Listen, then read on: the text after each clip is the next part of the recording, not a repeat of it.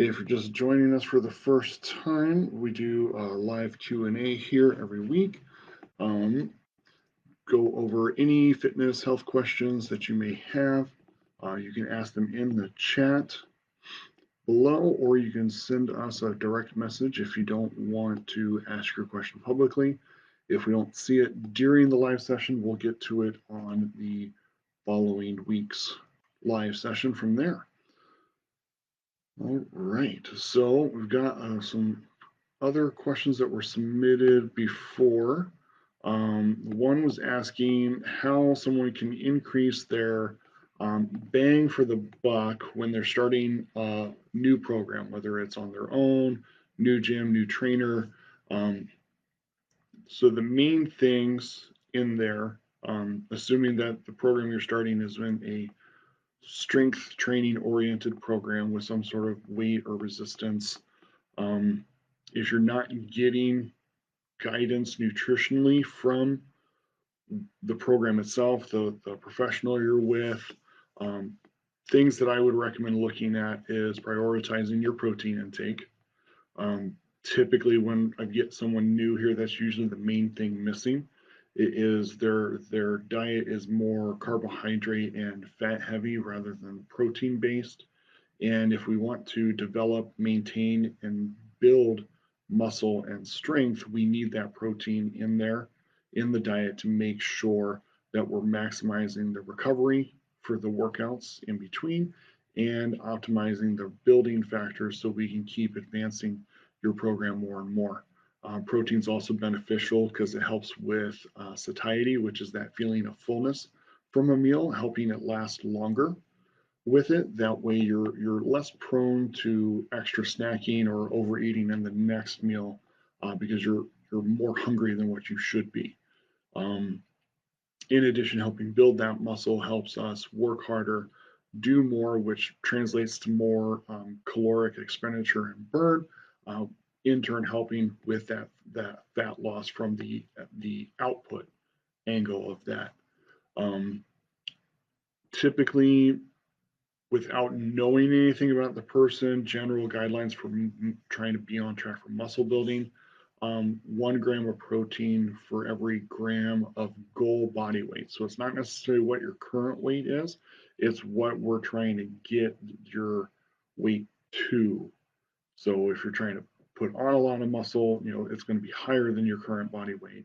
If we're trying to drop some fat pounds, is going to be lower than a gram per body weight. So make sure that it's a gram per goal body weight in pounds. So for every 1 pound, 1 gram of protein throughout your day. Typically, 2 to 4 meals is the typical spread. If need be, we look at other either snacks or like protein-based supplements to boost that up there. If you find yourself struggling with that, feel free to reach out. I'm happy to go through things with you to see what areas of opportunity to make sure your protein needs are met in there. And that is something that we do work with all of our clients on for our programs. Second thing would be sleep. Sleep is a very overlooked and underrated component of wellness. It's starting to come more and more into the mainstream nowadays, but it is a big factor, um, especially when we look at metabolic impact. So the sleep is going to help with your cortisol and stress levels. It's going to help with your tissue repair and recovery for muscle building, and just simply getting you in a position to start the next day on the right foot. So we're energized, we're motivated and ready rather than tired, sluggish, demotivated, and lethargic. It really impacts what our involuntary expenditure is during the day with extra movement, extra energy, and things of that nature. Where if you're fully energized, it's easier to voluntarily get up, go to a coworker's desk rather than trying to send a quick message or email. More likely to take the farther parking space than try and find the closest one because you're literally dragging yourself into work. Your workouts will go better because you actually have the energy to get through it, rather than being completely beat up and spent before the workday even finishes. Uh, so sleep helps in a huge capacity on a lot of variety of levels, both mentally and physiologically, for getting the most out of any sort of workout program that you're trying to do. Um, Other thing in there would be your hydration.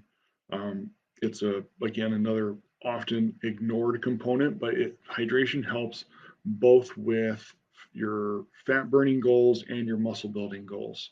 Um, Burning fat takes a lot of hydration, because it's used both as a solute and as a way to remove the metabolites from the fat burning process to help your body purify and get everything out of system. So the more dehydrated you are, the more clogged that can potentially be, and it can inhibit um, the effectiveness there to a certain extent.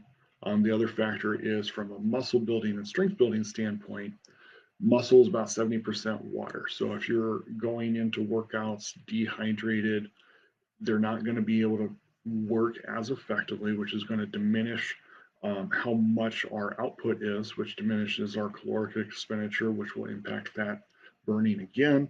In addition to the effectiveness of hitting overload with our workout to stimulate the strength and muscle building aspects that help boost our metabolism even more, beyond our workout time itself. So with hydration, target with there, kind of similar to the protein. For every pound of body weight, we're looking at 1 ounce of water in there. And then keeping in mind, typically, especially because Arizona is a dry climate, even in the winter, even though it's not hot, it's still very dry. Water's constantly escaping from your body that you're not aware of because it doesn't stick around like it does in a lot of more humid places that you may be more used to. So any type of activity, heavy work, especially outdoor labor, is going to increase the amount of water even more. So typical recommendations. So baseline is 1 ounce of water per pound of body weight per day. Every 15-minute increment of either being outside in the sun or doing active workout, whether it be chores, whether it be an actual workout. Every 15 minutes, we're looking at about 8 ounces of water needed to help keep that body hydrated at effective levels. So I would say those are probably the three biggest ways to get maximizing the bang for your buck, so to speak, with that question on starting any sort of new program, whether it be something on your own or with a trainer. If you're taking care of those three factors, you'll be able to maximize your results that much more. Beyond that, there may be other things, but the cost and investment, either from a monetary investment or a time investment, not necessarily there, especially if you're already spending some money for the base program, whether it be the gym membership, the group fitness, or a one-on-one program. Um, those are the basics. Be regular with your exercise, move every day for some sort of regular 15-30 minute is the goal, and then prioritize your protein, get your sleep, get your water and hydration in. If you are consistent with those factors, you'll see results, and the results will stick around. You'll feel better.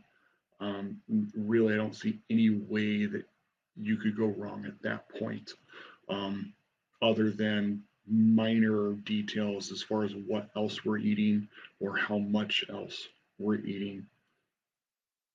But like I said, if you're prioritizing those three things, you're going to be in a pretty good shape to buffer even some of the looser focus on your carbohydrate and fat intake, because the protein intake will often take care of your um, appetite, as it were, for overeating at meals. It's harder to keep eating if you've already gotten if you've had 30 to 50 grams of protein in with your meal, you're going to find it harder to overeat with the other foods because you're going to be more full, you're going to be more satisfied. So it does help a lot. Being hydrated helps with fullness as well, and really helps get you the rest of the way there. So I don't see any other questions yet. If you're watching this on the replay and you have questions that have come up, feel free to throw them in the comments. We'll address them next week with our live Q&A session. In the meantime, I hope that helped. Hope everyone has a great week, and remember to stay persistent in your consistent pursuit of health.